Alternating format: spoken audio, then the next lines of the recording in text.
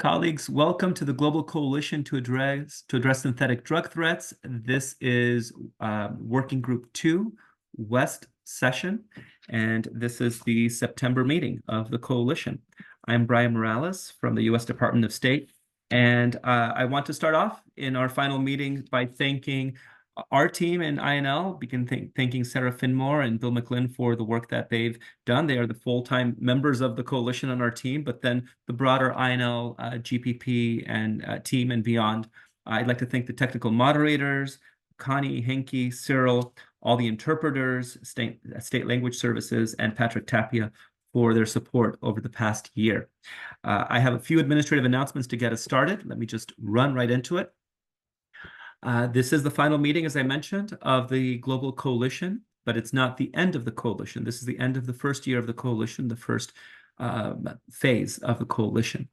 Today, we will be hearing from co-chairs of working groups and sub-working groups to take stock of what's happened over the past year, what their vision is for the future.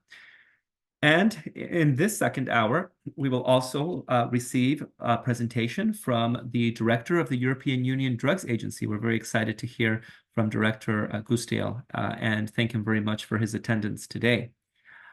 We will have some developments for the rest of the year that I'd like to share. First, there will be a UN General Assembly side event on the Global Coalition, which I will discuss in detail in a moment. Second, we will be releasing a year one report that covers what was discussed, accomplished, achieved over this past year. We will have regional events that will begin in October with the Middle East Drug Dialogue, and then we will be going region by region to have synthetic drug discussions with governments of those regions.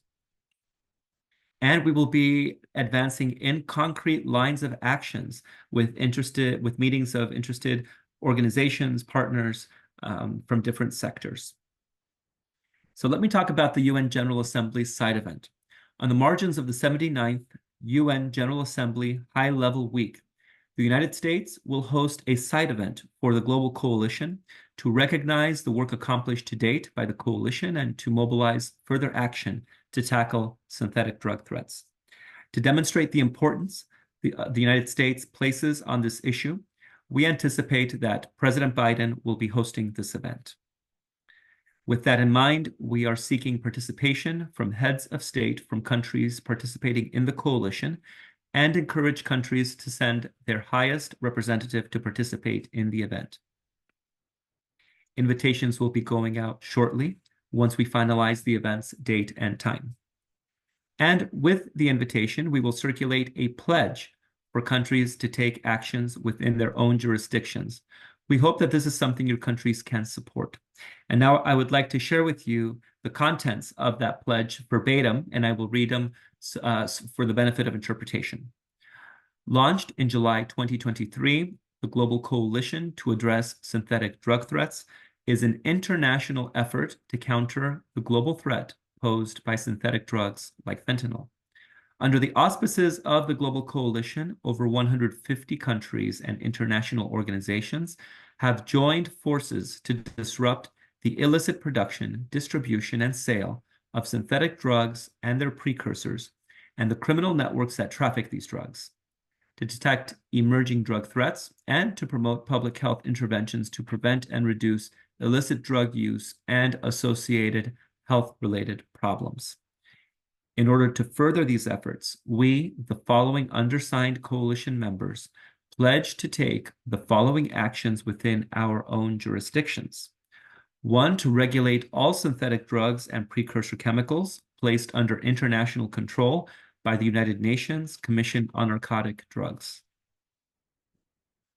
2, to review relevant policies, regulatory and legal authorities, identify gaps that impede the effort to collectively address synthetic drug threats, and take appropriate actions to close those gaps. 3, expand public-private partnerships in the ongoing work to secure supply chains and disrupt drug trafficking, including by encouraging know your customer best practices and protecting against illicit activity within the chemical, pharmaceutical, shipping, consignment mail, social media, and financial sectors. 4, to share relevant information regarding suspicious shipments or trafficking of drugs with the appropriate international and regional entities. 5, to develop and expand mechanisms to monitor real-time data on trends in illicit drug use and to commit to share that data as appropriate regionally and internationally. 6, to expand quality, access, and availability to treatment and other public health measures, including overdose prevention medication, to protect against drug-related illnesses and deaths, and expand training for the public health workforce addressing substance use. And 7, to support, as appropriate, international capacity-building efforts consistent with available resources and authorities. We hope your countries will be able to sign on to these commitments. And where are they listed? If you would like a copy of what I just read, you can visit our website. As you log into your accounts, you can go to working groups 1.1, 1.2, 2.1, 2.2, or others, and you will find it there at the top. I've been posting it and during the course of the meeting, so you'll find the documents there. Now, what's left to accomplish for year number 2? As we discussed in last month's meeting, we're moving forward with 3 different areas. One is to continue collective meetings. We will be having a conference for donors, and that will take place at some point toward the end of this year. We're hoping, and we're looking for Vienna to be the site of that discussion. We're also looking for a thought leaders conference as well, sometime next year, to envision, look at trends, look at forecasting, and look at some of the dynamics that we should be aware of, as well as take stock of the coalition's progress to date at that time. We'll be looking at regional meetings as well as a second pillar. And there we are looking at working with international and regional organizations to help us organize meetings of regions, of sub-regions, that reflect the realities, the challenges that are unique to synthetic drugs in those places. And finally, lines of action. We're looking to finalize these as we hear from the co-chairs today. We may still have some modifications, but it's basically the concrete areas where we will be working over the year to come. And the idea is that as we identify these, we will be inviting all of you, participants in the coalition, to start signing up and to start participating in these different lines of action, wherever it may be useful to help advance and strengthen your work. We always encourage you to also invite others from your countries to also join. You will notice on our website that the calendar has been replaced. The meeting schedule has been replaced with an upcoming events tab. And that is where I think over the next year, we will be focusing a lot of our attention on the website. Please check into that part of the website regularly. There you will see different events that are added. And as you go through them, you will see a hyperlink where you can learn more about the events. But you could also see the email address. If you're interested or you want to make sure that your country is participating, you can look at these events regularly and make sure that you are all part of it. And when we start having the lines of effort and we start organizing trainings, workshops, activities, we will be posting that there. And where it is completely open to all coalition members, we'll have a registration link there as well. And so you will be able to access the Zoom calls and such through these links. So that is what I wanted to share with you all for today. I'm going to stop sharing my screen, and I am now going to start inviting our co-chairs for Working Group 2 West to present, to share with us their reflections. And I'm going to begin with Sub-Working Group 2.1. I will invite Dr. Charles Perry from South Africa to get us started. Thank you so much. Thanks very much. Can you hear me, Brian? Yep. Yes, perfectly. Thank you. And I'm going to share my screen. Tell me if you can see that. Sure can. Thank you. Great. Thank you.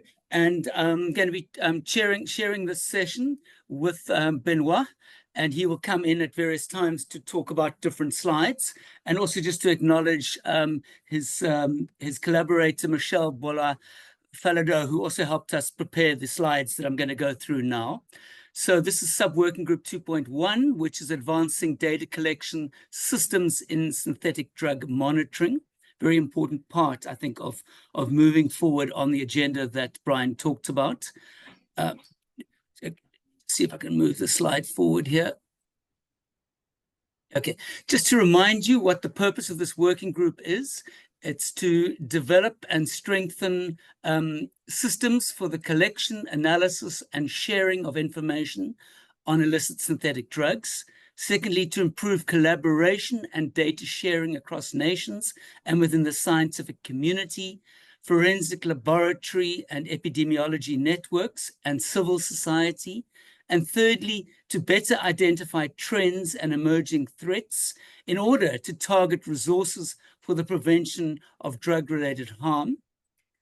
So by way of background, between October last year and August this year, we've had 11 sub-working group meetings with over 150 participants in each meeting, like today. And we've had the presentations, and we've had speakers and discussions on a variety of topics, including, among others, wastewater analysis, drug early warning systems, toxicology laboratory response services, drug checking services, rapid situation assessments on drug use. We've also had additional calls last month with various stakeholders, including the European Union Drug Agency, Health Canada, my own organization, the SA Medical Research Council, UNODC, the Organization of American States, State Department, Colombo Plan. So we have discussed the way forward. We've also had, as most of you know, face-to-face meetings of 2 days each in Rome and Thessaloniki, Greece, which were very helpful in moving things forward. So over to you, Benoit, for the next slide. Thanks, Charles. Do you hear me well? Yeah. Yes, we do. Okay. So yeah, thanks a lot, Charles. As mentioned by Charles, we had a very intense and productive meeting in Thessaloniki last June, and this slide is roughly the fruit of our labor. Actually, it's a resume of what we discussed intensively during that meeting.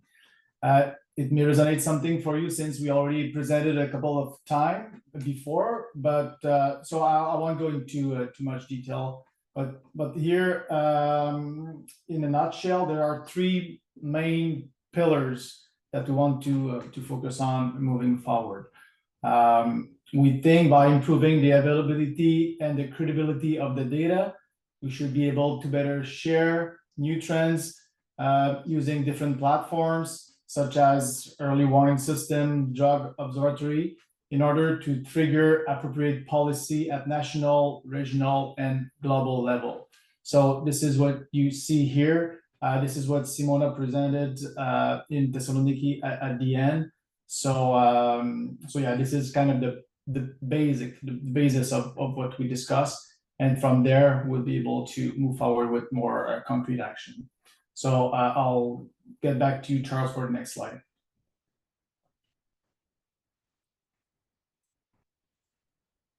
To unmute, I'm just going to comment a little bit further on the slide because I think it's crucial for the way forward. And you'll see that in terms of improving the availability and credibility, we talk about strengthening forensic capacity. And in there, we've got concepts like providing training on analytical methods and tools, providing access to libraries, and provide reference standards, and also implementing innovative analytical methods. And then under the sharing of new trends, important components are strengthening early warning systems, or developing them where they don't exist, strengthening or creating new drug observatories in different parts of the world. Also making sure that we've got really functional data sharing platforms. Some of them exist, but we need to strengthen them. And then obviously the purpose is to stimulate action And that's also so to harmonize data and use it in such a way that there can be action at national, regional, and global levels. So let me go on to the next slide. So in terms of the way forward, the last two slides, I'll present this one, and Benoit, the next one, talk about how do we move forward. So key, I think, to moving forward is now to go beyond what we have and to establish a global advisory group and to appoint or engage champions at global and regional levels to drive action in this area of strengthening epidemiology and forensic capacity. And to do that, we need to engage with persons or institutions who have particular expertise in the epidemiology fields, drug epidemiology, or forensic toxicology areas. And some of those are listed below, like Health Canada, Australian Police, UDA, UNODC, CCAD, the South African Medical Research Council, and so forth. And then what needs to happen is three things in particular. Drilling down, we need to support existing networks of subject matter professionals. We may need to provide financial support for forensic and epidemiology networks to promote and maintain engagement. Perhaps that money can come from the organizations or from outside. Then the second important building block is capacity building and mentoring. And we need to create an inventory of existing frameworks for capacity strengthening and training materials. Particularly, we need to build off existing toolkits by making an inventory of tools that are available in the to strengthen epidemiological networks, and also tools around the forensic capacity. And we need to leverage networks of experts to build the capacity and to facilitate training. We need to get those with capacity to support those regions or countries where there isn't capacity. And then obviously, as part of that, you need to support the building of infrastructure and platforms for data sharing at regional and global levels. And we also may need to use artificial intelligence to support established platforms and improve efficiency of data collection and visual display of data, because that can be very powerful. And now Benoit, in the last slide, is going to sort of show us perhaps some specific actions for the year ahead. Yeah, so we think we developed a strong framework with a clear vision and great objective, but now we need to identify concrete actions in order to have the ball rolling. So in order to do this, we don't think we should reinvent the wheel, but rather support and invest on what is already out there and perhaps expanding it and leveraging it. To achieve that, we need to identify key leaders and partners and focus on a few realistic, concrete action. We highlighted a few examples here, but there are probably others that could be added as well. This has been said. You'll see that in most of those examples, it's platform, it's web interface, it's thing that needs some money to invest in, and like Simona used to say, money is the key here. So because all those platforms need to be maybe improved or adapt to be made more available to all of the countries, not just for key countries. So money could be needed to be able to promote and to support those and maybe to create more as well, depending on the needs. So this is just an example, but I think the key part here is to identify leaders that could take some leadership and be able to promote and to move the needles a little bit higher in order to make those data available to everyone. So I think our time is up. I don't know if there's questions or comments on that. Maybe Benoit, I could suggest that we could go through all of the co-chair discussions, and then we can open it up for comments and discussion afterwards, since we have quite a lineup today. But thank you both. Thank you, Benoit. Thank you, Charles. That was very rich and very instructive, and I think a wonderful way forward. Next, we move to Working Group 2.2, and I'd like to invite, I know Jenny Faguez is not with us today, but Diego Sanchez is here from Colombia, our other co-chair. So I'd like to invite Diego for his remarks as well.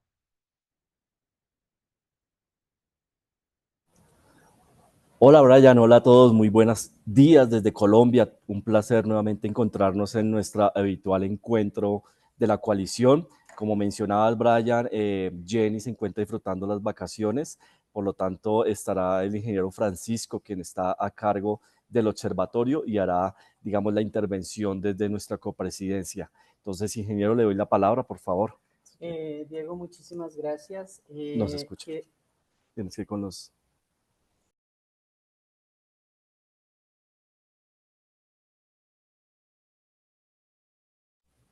Sí, ¿me escuchan ahí? Perfecto. Bueno, muchísimas gracias. Quiero darles un caluroso saludo desde Colombia y agradecerles por permitir que nuestro país participe en el subgrupo 2.2 de intercambio de información, colaboración institucional y formulación de políticas.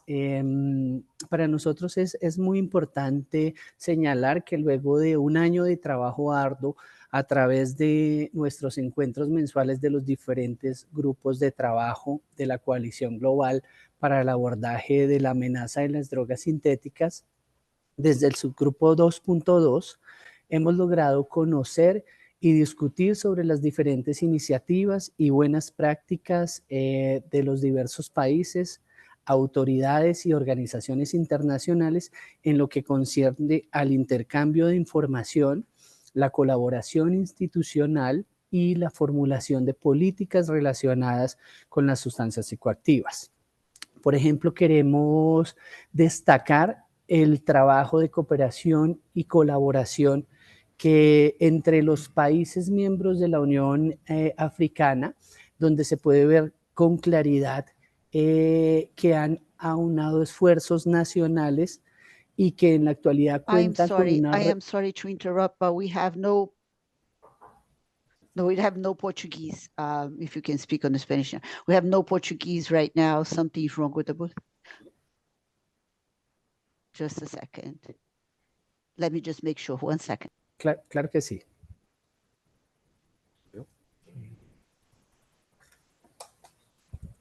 Están esperando para intérprete en portugués. Please continue. Thank you so much. We had some technical problems.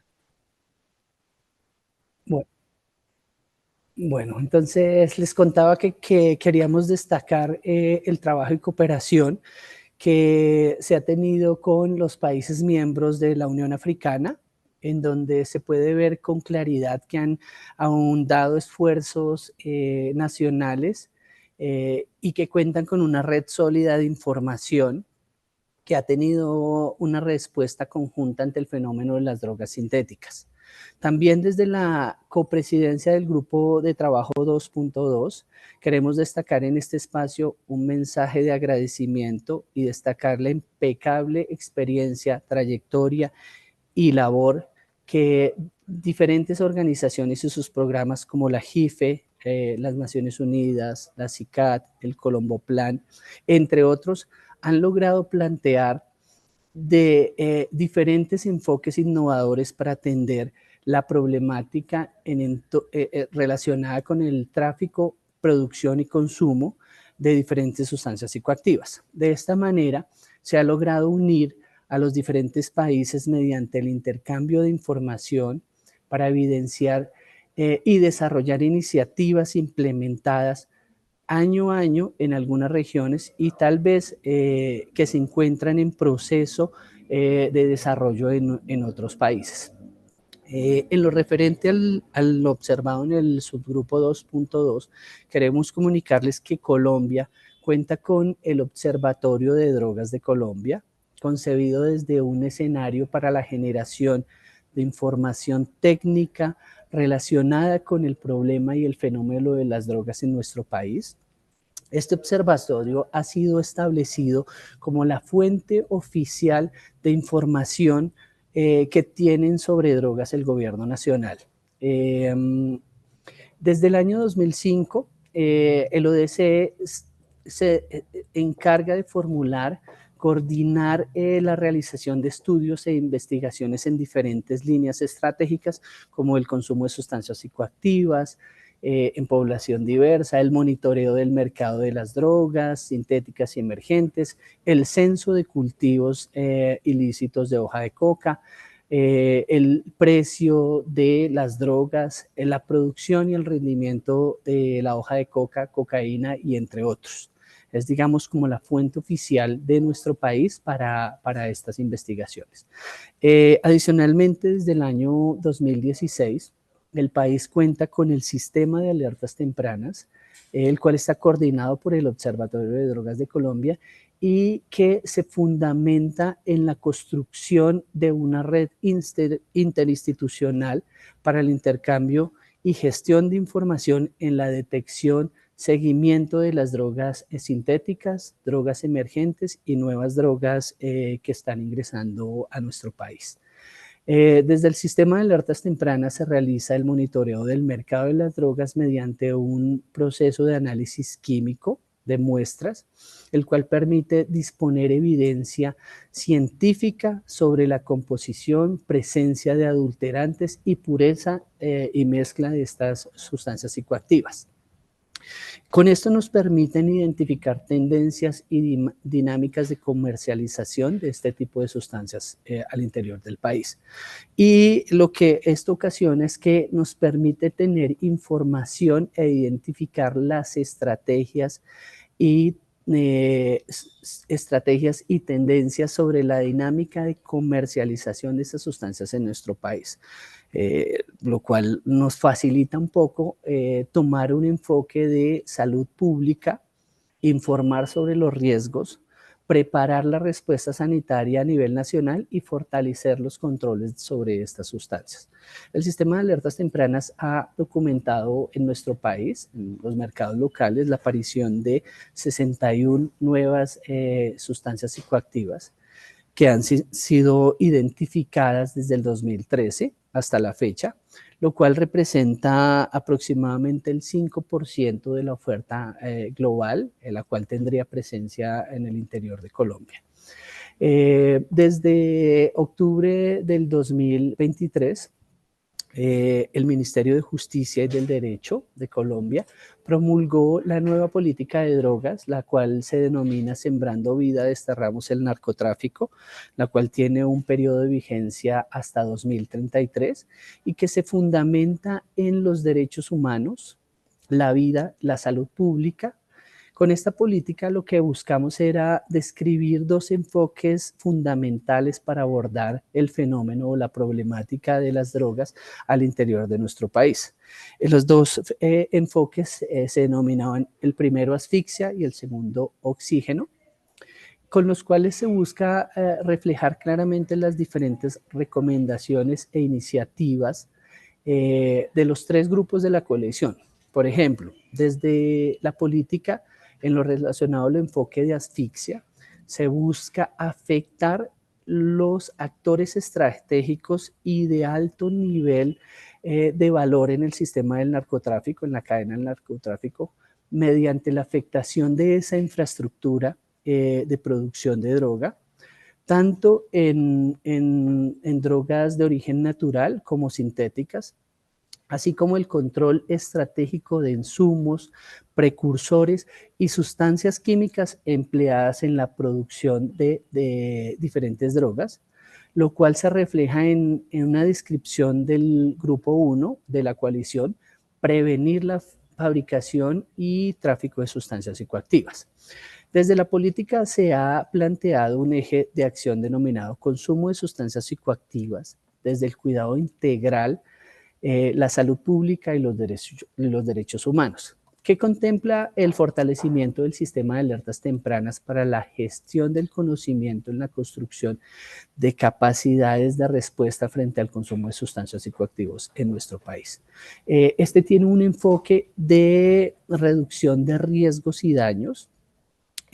Aquí es importante mencionar que lo mencionado anteriormente está contenido dentro de esa nueva política nacional de drogas y se fundamenta en un trabajo conjunto, un trabajo interinstitucional de fortalecimiento de redes y que también adicionalmente se basa en compartir información de las diferentes instituciones que formulan iniciativas o políticas objetivas fundamentadas en evidencia, tal como se ha presentado a lo largo de los diferentes encuentros del subgrupo 2.2 como objetivo, digamos, principal.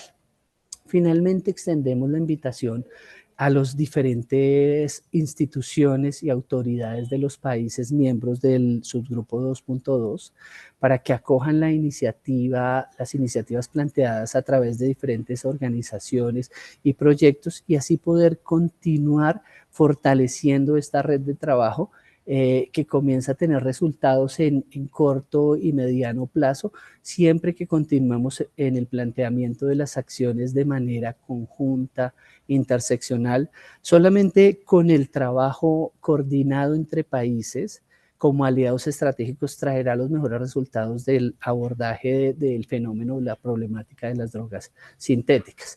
Desde Colombia, los países miembros de la coalición cuentan con un aliado estratégico para el acompañamiento técnico, la implementación de algunas de las iniciativas y actividades, ya sea de manera directa o a través de las diferentes organizaciones en las cuales tenemos una trayectoria de experiencia, buenas prácticas, lecciones aprendidas, especialmente en lo relacionado con el intercambio de información, la generación y desarrollo de los observatorios nacionales de drogas y obviamente el sistema de alertas tempranas. Ya para finalizar, les podría indicar que estamos aportando en la coordinación interinstitucional con autoridades y entidades competentes para ejercer un mejor control sobre los estupefacientes, así como las sustancias y productos utilizados en la producción ilícita de drogas, específicamente para nuestro caso en la producción de cocaína. Hasta ahí va mi intervención. Muchísimas gracias.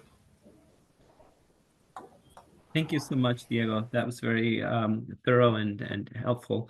I have a message also from Amy Tortoshell, our other subworking group co-chair for 2.2. In the interest of time, I'm going to reserve that for the end, and if we don't have time, I'll post it on the website.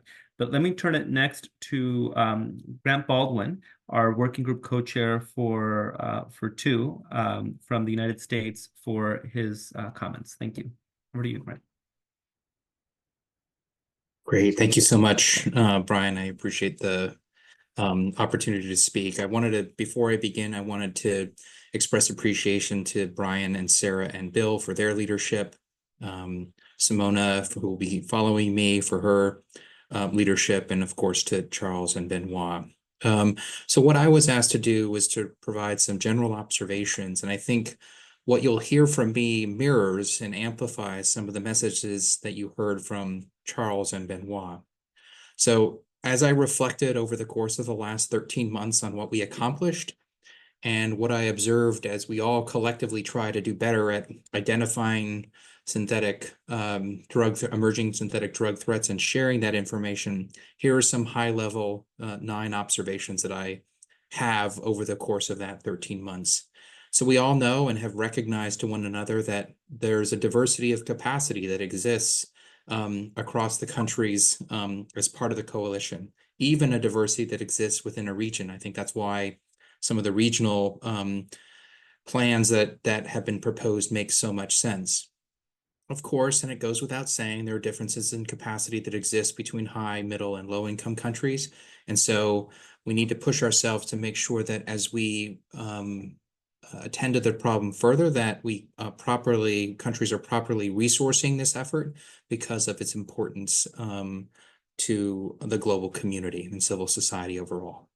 Second, there's a need to attend to country differences and address data gaps and compatibility in information sharing and information flow. That's one of the reasons I was sort of struck by the power and possibility of sometimes low-tech information sharing is the most viable, especially when you've got an emerging drug threat that can potentially spread rapidly. So as we build out systems to do this better, let's not lose sight of the possibility of leveraging simple low-tech solutions. And you heard from Charles and Benoit some great ideas about how we might do that. It goes without saying that doing this in a very timely way is absolutely critical. So it's critical for a lot of reasons. In my mind, the biggest, and we've certainly experienced this here in the United States, is that it impedes timely prevention and response in our rapidly evolving landscape. The most recent example in the United States is a drug called medetomidine, which is an alpha-2 agonist that's been added into the drug supply, first in Philadelphia and now more recently in Chicago.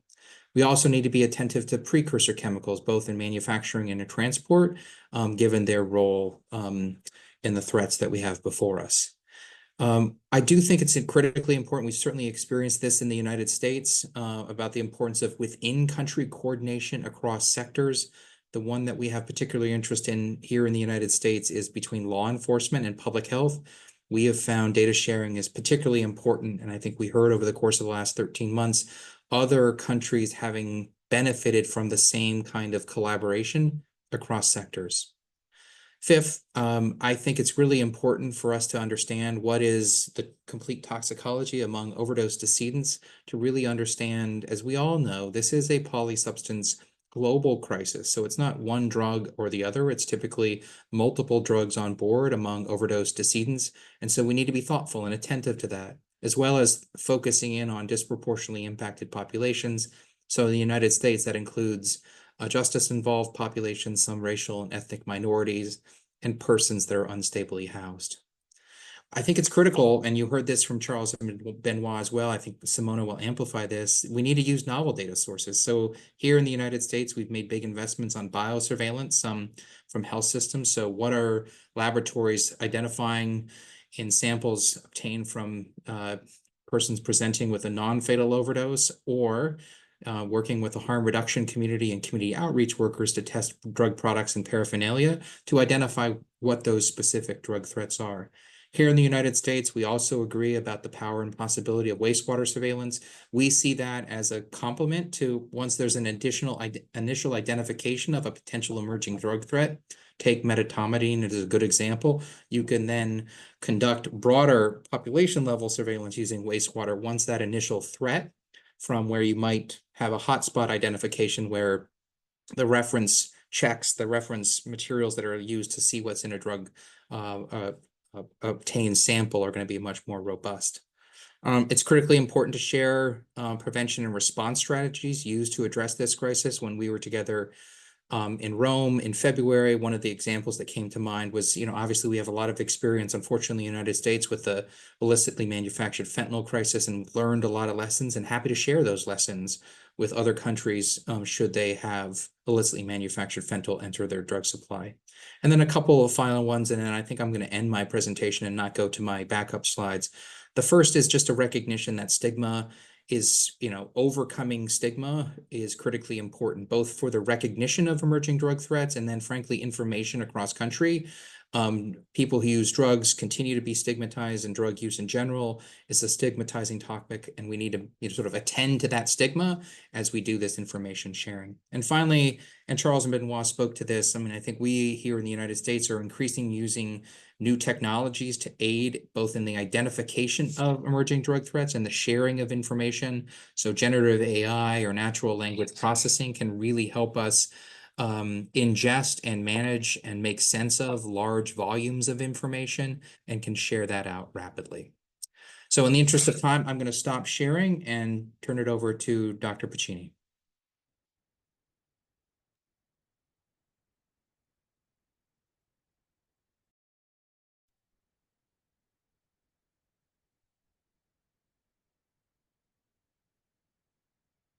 Brian? Sorry, Simona, Grant had introduced you, but yes, I'll turn it over to Dr. Simona Picchini. Can you I can hear. put the document I shared with you yesterday, or I'll try to do myself. Let me. Maybe I can ask. Maybe nobody knows that I have my right arm not working, but I try to. Simona, I've got it. Let me see if I can pull it up. Is it the Please, Word thank document you. you sent? Yes, the document I sent you yesterday. Okay. There we go.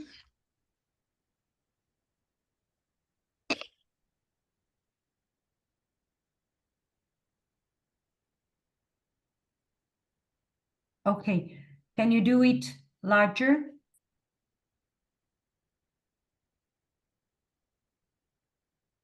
Okay, Sarah.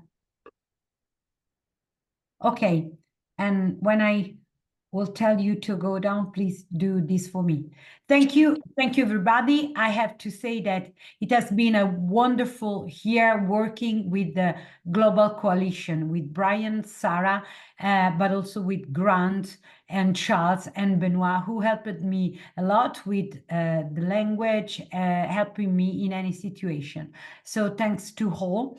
I'd like to bring the talk to a lower level, meaning telling that it's time to ask for money, and it's time to ask for help, because I think we are creating a network that now is ready to give help and to everybody. I'm here in Switzerland at the international meeting of the Association of Forensic Toxicologists. So many forensic laboratories are now here in St. Gallen, Switzerland, and we were discussing also about the Global Coalition and what we can do in this working group to design to improve data collection, increase information sharing, integrate resources, and improve our collective ability to respond to emerging drug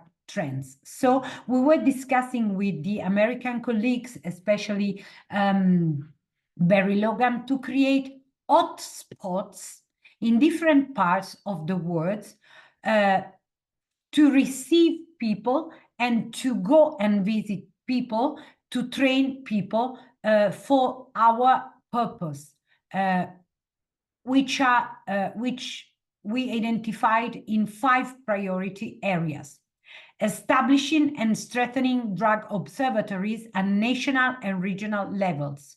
We will help you. Strengthening forensic capacity at national and regional levels. We will help you.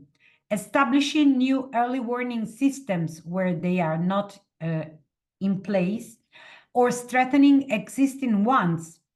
Promoting innovative tools for measuring, analyzing, and reporting on synthetic drug threats. So mapping institutional and organizational resources and data sources and data gaps. Wastewater analysis to facilitate identification of drug traces in wastewater, artificial intelligence for scraping data, for data analysis and data visualization.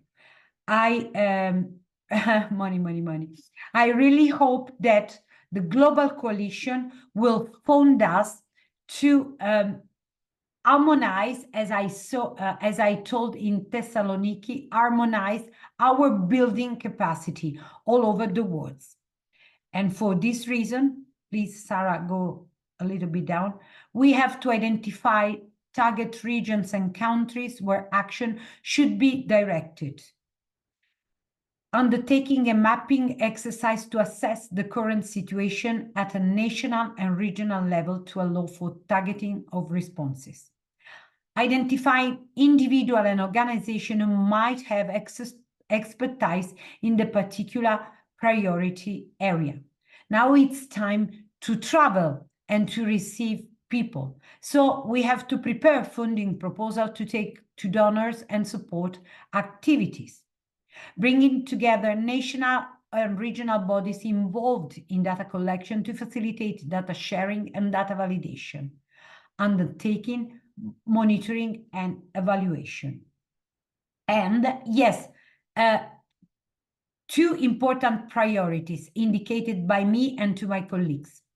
For forensic strengthening priority, one action is to set up a mechanism for rapid sharing of reference standards for new synthetic drugs. And when where this is not possible, to share information data in order to recognize products present in seizures and presenting in biological fluids.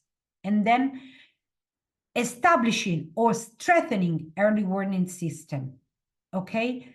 And having system of alerts prompting action of varying degrees of intensity. We have to share alerts and say, hey, in this part of the world, there is this problem, this alert phenomenon, as we know about fentanyl in US. But this is not the only phenomenon. For example, I like to tell about one, which is important in Italy, the phenomenon of synthetic catechins, 2 deaths and many intoxication by MD-PHP. So we don't have to keep this alert for us, but to share in Europe and all over the world. Please go down to the last. Okay, so to advance our agenda, key steps include appointing champions of or forming working groups to spearhead this initiative, particularly at regional levels, and securing necessary funding to support the outlined action steps. Without money, nothing is possible. We are not starting from zero. Our approach will build on the existing groundwork laid by predecessors who have experienced both successes or failures in these domains. By adhering to the proposed action steps, significant progress can be made in enhancing data collection and shaping drug policy and legislation. So please start requesting for help and money at the Global Coalition. Thank you to everybody. Thank you, Sarah and Brian. Thank you so much, Simona. Thank you, Grant. The very rich and very clear recommendations. I very much appreciate that support. Now, I'd like to turn it over to our final speaker for today, and this is the Director of the new European Union Drugs Agency, Alexis Gusdale, to give us all a presentation on the organization and their vision into the future. And I realize that we are short on time, but we will continue into the next session and then just have we'll sort of preserve the time for this session to conclude. So I will turn it over. Thank you, Alexis, for joining us. Over to you. Thank you, Brian. Can you hear me? Perfectly. Thank you. Yes. So first of all, good morning or good afternoon to everyone. I want to share also my high appreciation to Brian and the colleagues.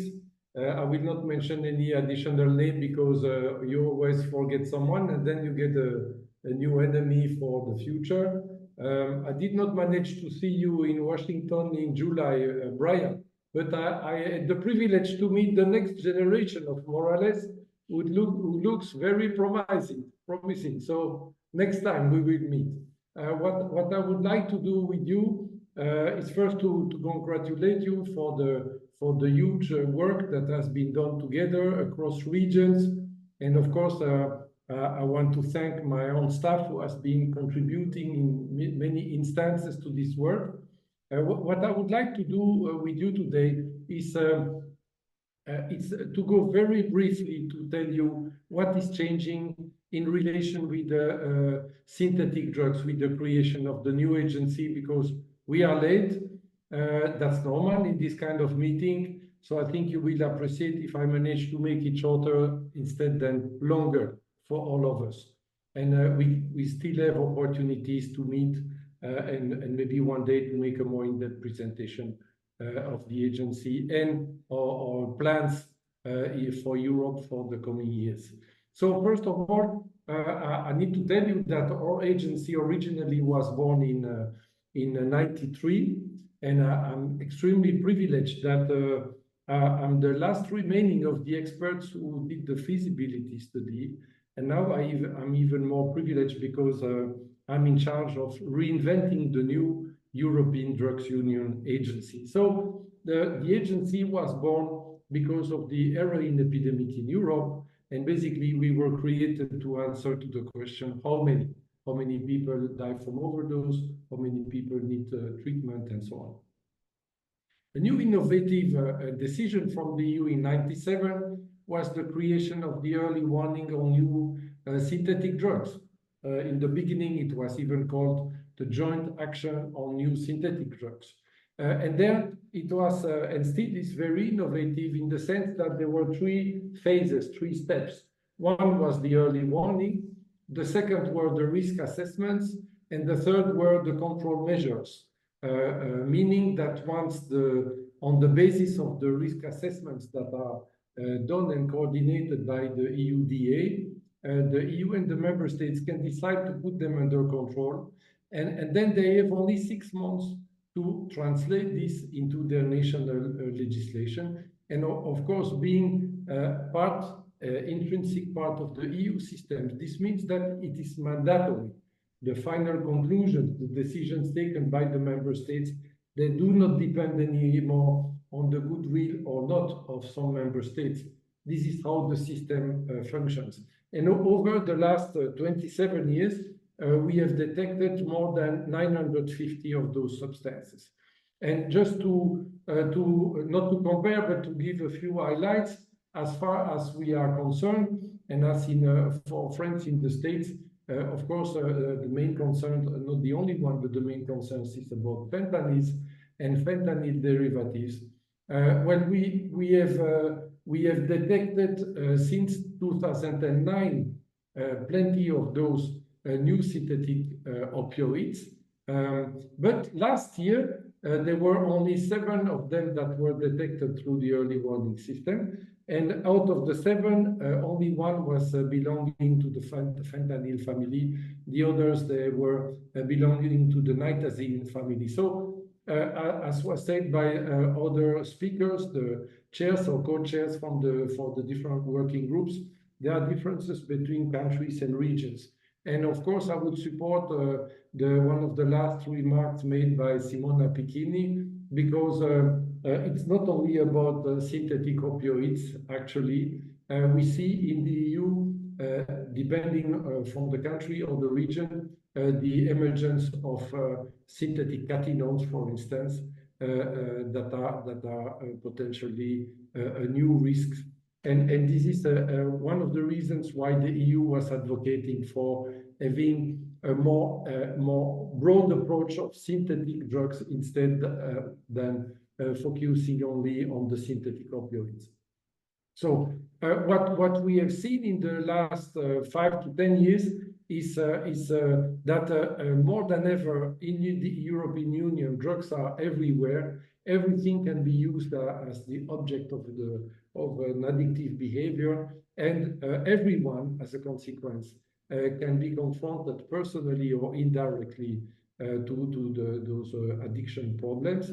But also, everyone today is confronted everywhere in Europe about drug-related violence, which is partly and strongly, but not only, linked to the growth of the cocaine illicit market.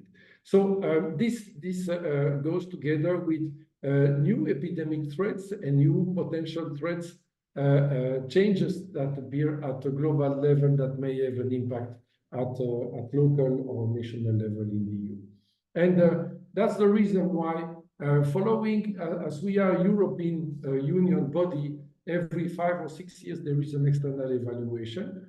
As the recommendation from the last evaluation was that the agency was performing very well, so you can imagine we were very proud. But especially they said that there was a lot of work in front of us, and that it was time to broaden the mandate to help the EU, not only the agency, to be even more useful.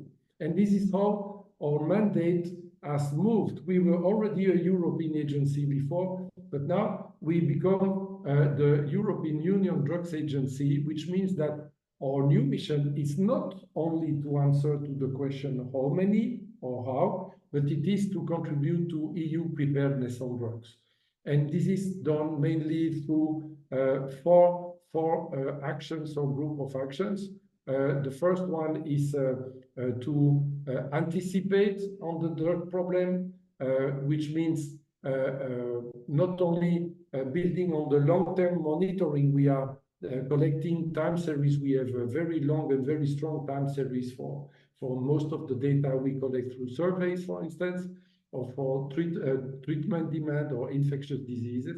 But it's to strengthen further our capacity, and it was highlighted also by Grant in the previous speech.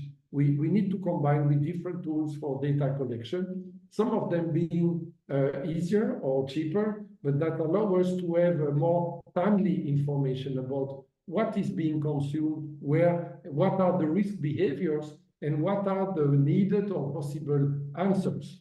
And of course, as I will not have time to comment further, the speech from Grant that I really found excellent, congratulations, Grant, it's the fact that we need to fight stigma. And this is still a huge work to be done inside the EU, but also outside. And this is also part of the new mandate of our agency. Building or starting from strengthening our capacity to better anticipate on the drug situation, including to deliver more futures, more prospective analysis, is to strengthen the alert pillar. We have a very strong and very efficient EU early warning system on new drugs. Now we are building a European drug alert system for all drugs. And what does it mean? What is the difference? As we don't have time, a very short illustration. For 27 years, we have a strong drug alert system, but we were not mandated, we were not allowed to make sure this new information we collect and produce reaches the field level. So I started my career working in the university hospital in the intensive care unit. I always found it was a shame that this information doesn't reach people whose job is to save lives. And with the new mandate and with this new mission, this is one of the new objectives, the new task of the agency, to make through the connection and stimulating the national alert system to inform the health networks and the hospitals, the emergency rooms, and the intensive care units. And then moving from the alert to the responses, and respond is the third action verb, we will also build on the new capacity for European threat assessment. And the new European threat assessment system will have as an objective to cover both safety and security and public health. The respond pillar is also in order to, once we have alerted the member states or when we have shared or disseminated our threat analysis, is to help the member states and the EU to assess what are the needs for intervention or for quick responses, and if needed and if requested, to provide support and technical support for quick adoption. And finally, the ultimate goal is to contribute to save lives. And this is why the most important, maybe that encapsulate and allows to close the cycle after anticipate, alert, and respond, is to learn. Both to learn from those crisis management interventions, to learn what worked, to learn even more what did not work, but also what are the new practices, what are the new best practices that we should include in what we consider as being the best practice. To support, we have two pillars: the RATOX network of drug observatories. Temos dois pilares. And Primeiramente, os observatórios. Sorry, I get the sound in Portuguese, which I love and speak, but it's disturbing me a bit for the moment. So we have the national drug observatories, and then we have the new network of the new European network of toxicology and forensic laboratories that is being established in the coming weeks and months. And this is why we paid an extremely stimulating visit to the laboratory of the DEA, and we are in contact also with the UNODC, and we are very proud that the head of the laboratory was appointed by the UNODC as representative of UNODC to our management board. An important component that I don't have time to mention is international cooperation. For the first time, after 32 years of existence, when we launched the new agency, there was a specific session of our management board meeting that was open to all the partner countries. Among them, 4 special new partners or recent partners, which is Colombia, which is Ecuador, Peru, and Chile. We signed in May a bilateral cooperation agreement with Colombia, and we supported since the beginning the creation of the Colombian Observatory.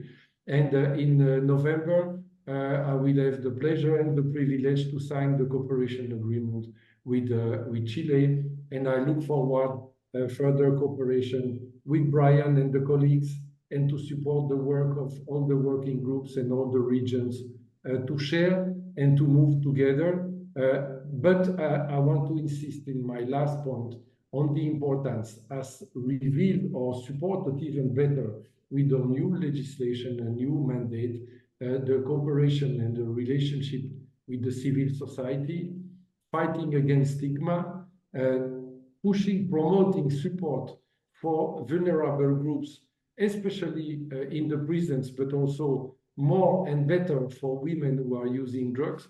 And I think, as far as we can say, the lessons learned in the EU from the last 30 years is support, don't punish. And I think one of the good lessons learned in the EU is what they call nothing about us without us. Many of the things we manage to do today would not be possible if it was not recognizing the fundamental rights of people who are using drugs and treating them as partners and clients and people who have something to say, who can help us to be more useful instead of being just the object of a war towards the drug users. Thank you very much. Thank you, Alex. Very well said. Very much like that last statement as well. We've had a great relationship with EMCDDA, so we are so excited now to work with EUDA, and very excited for your leadership and that expanded work as well. A lot ahead of us. So friends, I see that we are at the top of the hour, so I'm going to ask our technical moderator to close this session and to get us started on the next session. And thank you all very much for your time today. Thank you.